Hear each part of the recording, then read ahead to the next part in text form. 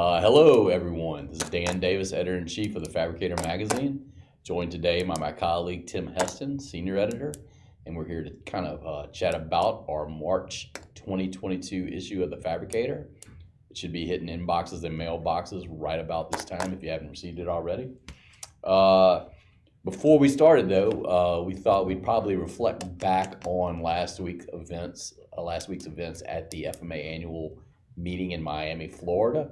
We had a nice turnout, a great collection of speakers and presenters. And Tim, anything in particular kind of you came away with from that conference that kind of sticks out in your head? Yeah, I mean, a bunch of things. It was great to be back in person among 300 of our colleagues, or more than 300, I think, who made it down to Miami. One was, several big takeaways. One of my favorite presentations was Cheryl Connolly. She's with Ford Motor Company, and she has the best title in the world. She's a futurist. Right. And so her job is to think big picture. And considering all the world events during last week's meeting and what's going on now, obviously overseas, it's a good time to think big and start to think big and then move inward. She actually is not a fan of, she went and kind of dismembered the the SWOT analysis, the strengths, Right. weaknesses, opportunities, and threats that a lot of business managers focus on, and says now that has it backwards, because you start with your strengths and weaknesses and inward and move outward to see what opportunities you can tackle. Well, that's not quite what you should do. You should start big and then work your way inward to say, all right, what's reality and how can our business model adapt to that reality? Otherwise, you kind of levy off leverage your strengths to tackle a market that perhaps may not exist or be moving, or the demands may be moving, because really the customers determine your strengths and weaknesses, not you. You may think may do something great, but if the market doesn't think it's great, then it's not so great after all. Right. So that was a really big takeaway. And Yeah. and also a few of the shop tours that were just fantastic. Industrial sheet metal, I wrote a blog about it last week, has transformed in just 5 years. And we also visited US Anchor too, which was featured in last year's Fabricator, I think in November or December. Yeah. So it was really great to go see the shops again. So Yeah, I know that we had a keynote who actually probably is one of my most memorable keynotes from the event, Lorenzo Gonsalves of Cleveland Cliffs. And, here's a guy that was able to go from heading a company that was simply providing mineral inputs. I was doing an article just recently on manure agitation equipment for a farm, and that's why mineral sounds like manurial. Anyway, mineral inputs to steel makers, and 1 year later, his company owns controlling interest of both AK Steel and ArcelorMittal, their holdings in the U.S., transforming his company into the largest hot rolled coil provider to the automobile industry. And even since that deal was done, they've actually made a deal to take controlling interest in what they call it, a prime scrap supplier, whose main customers are the automotive industry. So, here a lot of deals going down. Cleveland Cliffs now is the kind of mover and shaker in that metal space, and he's kind of talking about the reasons behind the deal and what it means for the industry. And he's flatly looking at our audience, saying, like, I'm here to help you with $1,100 per ton steel. It's going to be better for you than $300 per ton steel. What he was getting at was the overall healthiness of the economy. Obviously he's pro-tariff. The evidence he's had looks pretty good, pretty strong in terms of them investing in their steelmaking operations. But I know while that may have been the most pertinent piece of information for the audience to be hearing, he also had definite ideas about the future, and it's amazing to hear him kind of come out and state that climate change is definitely a thing. And I know there's people out there that still don't believe it, but U.S. world business leaders are moving ahead, whatever they think. And the evolution of electric vehicles in the U.S., companies are moving ahead. We heard that from another presenter from the American Institute of Steel and Iron. It's kind of, the future will not stay put for individuals who don't want to believe in what's coming. And to me, That's that right. it kind of rang home that you need to kind of start look at, as you look around you and see the opportunities, but look inward to figure out how you might best be able to take advantage of them. Right, And right. to kind of segue into the cover story for the March issue, one of the things that has been an issue, continues to be an issue, and will probably be an issue in the future: labor, uh, skilled welders, uh, skilled assemblers, machine operators, part designers. You know, we didn't solve all those problems with the March cover story, but I think you got really excited about what you wrote about in terms of, we called them, I think, smart welding robots on the Yeah, cover. it's autonomous welding, where effectively a robot can look at a weld and weld, look at a part and weld. So an operator can just clamp up a part with some Destaco toggle clamps and some rough fixturing, and the joint has to be somewhat somewhat consistent. It can't be, it can't be too sloppy, but it certainly, it doesn't have to be laser welding precision, because this is arc welding. But also, you just weld it up. It has vision cameras. It sees where the part is, compares that to the CAD file that has weld data in it, specifically weld size, perhaps some weld characteristics, and starts to weld. Path Robotics, we cover at length, is a new company out there that is offering this technology out of Ohio. And we also cover Abigee. Abigee takes a different approach, and it's a software-based approach. Path Robotics takes a software and hardware approach as a single package. It's just a new approach to welding automation that could have big effects upstream. We're seeing automation becoming more and more flexible upstream. The welding automation has been lagging for high mix. I mean, obviously, welding for high volume has been around for years. It's the earliest kind of metal fabrication automation out there. But as far as kit-based production, one different part after another, somebody still has to program it. I even visited a large fab shop years ago. In fact, this was GH Metal Solutions years ago, where they brought me through the weld programming aspect of it, and they had a great quick out change out strategy with common blue coat plates. They swapped in and out real quick, but somebody still had to program the robot offline and simulate it, and it took time. And he was a whiz at doing it, but it did take time. It was low, and because it took time, they had to make sure that there was sufficient volume through the year. They had kit-based production, only 10 of this, 12 of this, but it was a repeat part. It wasn't a part that they would never see again. Where this new autonomous welding, using new vision technology combined with new kinds of accelerated learning and neural networks within the software packages we're seeing, or neural intelligence, I should say. It's just some incredible stuff. And to manage people today's, connecting the dots to the skilled worker shortage, it just kind of opens up opportunities for new kinds of entrepreneurs to look at this technology and go, okay, how can I leverage it? And how can I make the most of it so that this kind of robot can handle 80% of my work, and then I have some skilled hand-on welders that handle the 20%, and how do I build a business around it? And that's the challenge we face, is because, the fabricators, the business models are changing. The business models are evolving with the technology. And it's happening at a more rapid pace than we've ever seen before. So it's very interesting. Yeah. No, I worked on a story, I think I called it "How to Reinvent Your Shop in Just 2 Years." And it involved McDougall Processing down in Nashville, who went from more of an architectural industrial shop to more of a sheet metal shop over these past 2 years. And that involved them investing upwards of $12 million in new capital equipment purchases. The reason they wanted to leave that architectural space behind is they had really done well over the years, where I had to write it down, working with aluminum composite material. And they actually did the exterior work on Spaceship Earth down at Epcot, just to give you an idea. Now, the issue became in that industry segment, anybody for a few $1,000s could go buy a CNC router.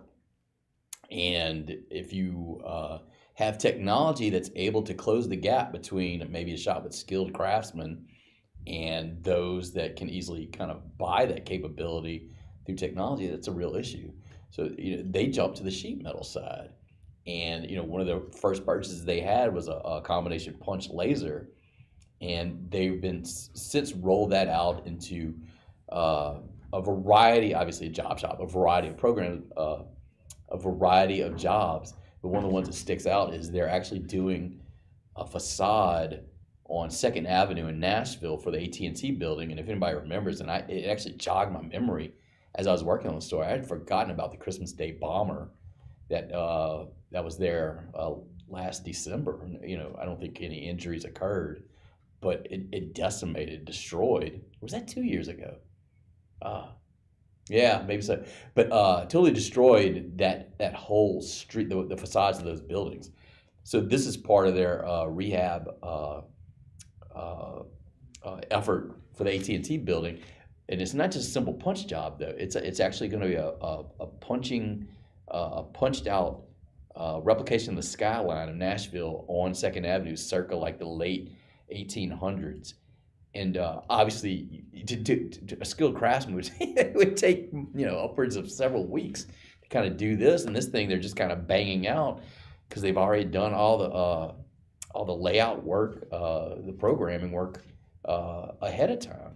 So this gives this it's a family-owned business, 3rd generation, a chance to kind of make it where many assume that the 3rd generation is kind of the roadblock for many family-owned companies. And I think you even found that out in the story you worked on involving a shop looking to kind of figure out how succession will work for them. Right. Yeah, well, that was a neat story to cover because it's often succession planning often is kind of a disorganized affair. And if you ask somebody, who's going to take your place, and they don't know, and it's like, I'll never retire, or it's certainly something they don't want to talk to a reporter about, to be honest. Right. But this one, they had such a great plan in place that they wanted to share it, and it was how a network of shops, network of experts in the Indiana area got together because this guy invested in technology. He had a lot of tour groups come through. And that technology gave his shop a certain reputation in the area, and that technology kind of was a springboard, saying, "All right, this successor, this is CB Fabricating in Indiana, and Chris Bartol's successor it comes from another fabricator, but they have it all set up where the transition will happen over time and slowly, and will manage the best interests of the people on the floor, because the one thing that Chris did not want to do is for a large company to acquire just the assets and where are the people. He really wanted to take care of his people, and he's really interested in building up the skill of his people as well. They're not just these people are not just people who just clock in and clock out. They're like family. And too often, and he says that, if everybody, the big retirement wave that's happening in the industry, if people sell and there are some downsizing or reorganization or some issues that happen that just require a big reshuffling, well, that adds to the industry's image problem, because it's just not a fun place to work when you've got tumultuous times up in the C-suite. And in this 20-person company, it's going to be a very smooth transition. So we wanted to tell that story. And that really is the backbone of North American fabricating, I think, that size shop. Right. And similar size shop that we had another shop covered. In fact, the shop owner wrote a fantastic story for our Chief Concerns column about, and this is kind of on the opposite end. This is Caleb Chamberlain of Oshkosh, who's 10 years younger than I am. So he's a young, basically software engineer turned turned fabricator. He loved fabrication, and he said, listen, he used to be in the printed circuit board industry, and he jumped into the metal fabrication space and wrote software that overlays the entire order to cash cycle, essentially. So you have the same interface from order entry. It's a web shop, so people can upload their orders. That's transferred automatically to the shop floor. And then it's transferred to the shipping department, quality. Everything is integrated under one umbrella. That's very intuitive. And so much of what is manual at many operations, especially in the front office, is automated. And that's how you scale up a very low volume, high mix operation, because a 10 piece job takes a lot of can take as much engineering as a 100,000 piece job. Right. And so, if you, especially if you want to ramp it up to production, well, they've automated the obviously the nesting portion of it, but also bend simulation happens automatically, involving the tools that are actually on the floor, not just a generic K factor. So all these problems are solved up front. And the article kind of reiterates, we covered Oshkosh a bit last year as well, actually a year ago, this issue. Oh, time and it was an entire year. But that shop, I'm kind of curious, it was like, I'm wondering where Caleb will be when he's Chris Bartol's age and ready to retire, what his shop will look like. And it'll be a fascinating story to see. It'll be like Westworld. There'll be automatons. Right. I don't know. Who knows? I think we have a question from our loving public. Yeah, not really a question, but just a comment from Philip from the UK. Oh, we got a fan in the UK, Philip. Yeah, he said that they're seeing some more and more growing welding automation over there, but not enough. Right. Yeah. So they're relying a lot on apprenticeship programs more than we probably do here. Right. So his comment was his observation of more welding automation occurring over there. Also with another observation that not enough is occurring over there. And he made the point saying like apprenticeships are pretty important to kind of fill that skilled labor gap. And so you talk about personal. My nephew, non-college track, finished high school, was working as a helper at a crane yard in South Louisiana, got laid off. And so I'm trying to find him an apprenticeship maybe down there. And I think that's the gap here, like I'll say the US, I don't know Canada or Mexico that well, but there are paths, but it's not highly publicized or made aware to people who might want to take advantage of those paths. And I think the same could be said for, welding, I shouldn't say welding, manufacturing training funds. Every state has their own program. The feds have grants, money allotted to it. How coordinated all this stuff is, I'm not so sure. And I think that does a disservice to the people that could benefit from it. And that's a whole nother area. But if there's anything that sums up the U.S., that's probably it. We have a lot, but it's just disorganized. Well, the interesting part of automation is in fact the welding automation story that's going to feature in the March issue is actually, you could look at that as part one of another story that of an overall story, because I'm working on another story on cobot welding automation that'll be coming out in April. And in that case, you've got folks. I talked to one shop, or one source that mentioned about how some shops are using cobots to teach the basics of welding, certain aspects of welding, saying they watch the cobot, they learn to fixture the part, watch the robot, watch the program, why the program is this way, why the arc and travel speed is that way, the amperages, the amount of weld bead, the amount of wetting that thing gets, as far as and as far as the weave pattern that the robot may take, if that's available on the cobot welding platform. And then they look at that and go, okay. And then they go to the skilled welder and shadow that welder and learn to weld that way. It's kind of a boost that augments the skill, so that you have a bunch of cross training. It's I call it a gumbo of cross training, that you have a roux in that gumbo that's really rich, that can really lift everybody up if it's used in the right way. Right. It's also going to have a sour taste, where you've got some automation. In fact, Steve Benson next month. This is getting ahead of ourselves, but in April, he talks about some shops who just bring in that press brake operator and say, all right, here's the foot pedal, here's the part, here's the push button.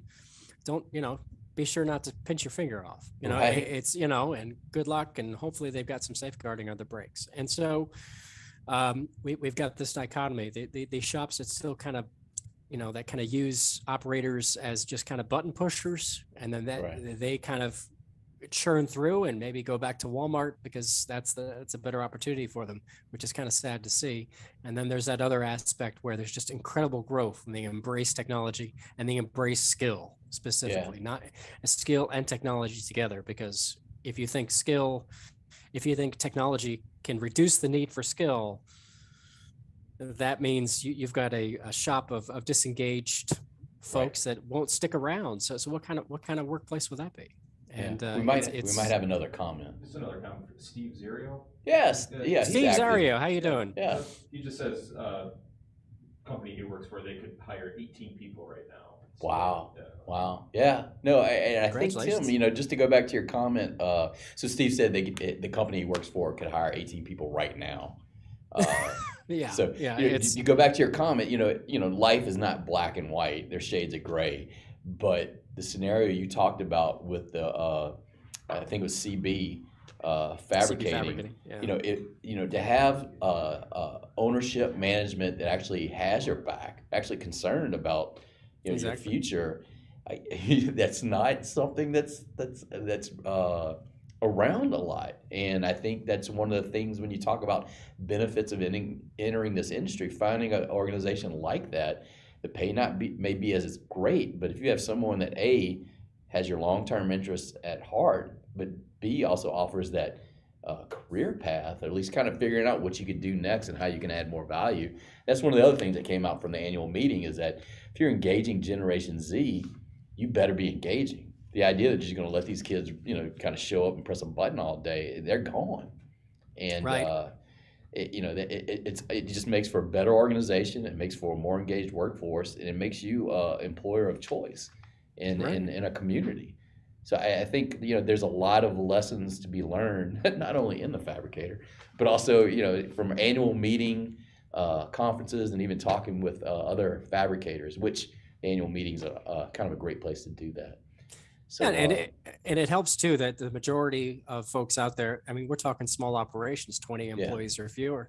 And so you literally know everybody's name, and it is incredibly agile. They can offer, they talked about flexible work schedules to attract new audiences, and collaborating with or kind of teamwork to do job sharing. So because you might think that manufacturing, you have to clock in on a certain shift because everybody has to be there at the same time. Right. Not necessarily, especially if you're a small agile operation. If you're cross-trained, you don't have to, and you can offer that flexibility and attract workers at the same time.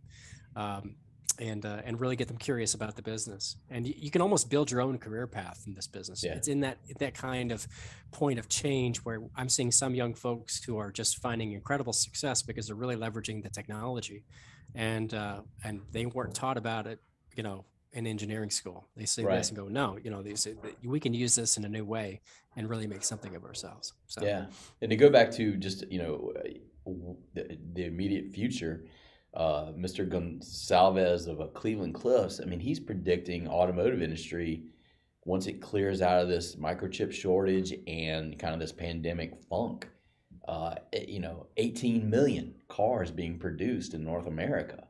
And that typically, I think in recent past, it reached up to 17 point something, 17 and a half maybe. Yeah, he mentioned, but the key is he mentioned they could have produced 18 million. Yeah, but they only produced 13 thanks to the chips. If they had planned, if they had planned and actually, had a diverse supply chain, which is not easy to do with chip fab, right?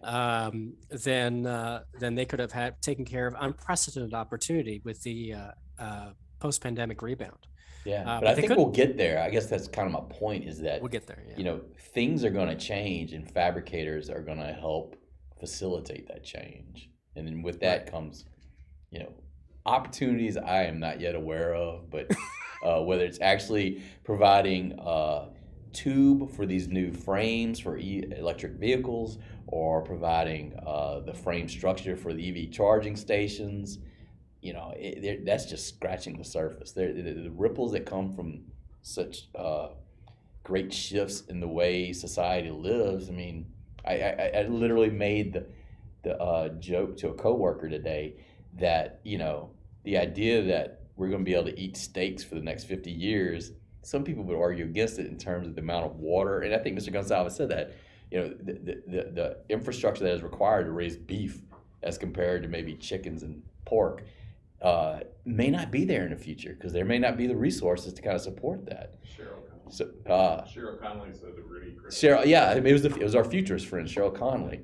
So, you know, the idea now is that you have, you need to kind of change your food production. And who's involved with that? Fabricators. You know, they're the ones that provide all that type of equipment. So, whereas I'm trying to be positive about the future, I'm also telling people they'll be eating fake meat in 25 years. So I really screwed that one up. Deep thoughts with Dan Davis. Yeah. On that note, yeah, we hope you have a chance to check out the March issue of the Fabricator, and we think there's some good stuff in there, and we look forward to chatting again, maybe about April. And I'll give a quick plug for the FMA Safety Conference coming up at the end of April. It's going to be held in Lakeville, Minnesota. Do we have the dates? Yeah, I don't remember the dates. The Tube and Pipe Memphis from the TPA, the Tube Production Association, Tube Producer Association, an affiliate of FMA, is having their conference April 11th through 13th in Memphis. So if you're involved in that, feel free and come see me. I'll be hosting a panel on tube production, which is because our tube editor, Eric Lundeen, left us. Very selfish move to better himself. So anyway, please join us for events down the road, and thanks for being supporters of the Fabricator. See y'all.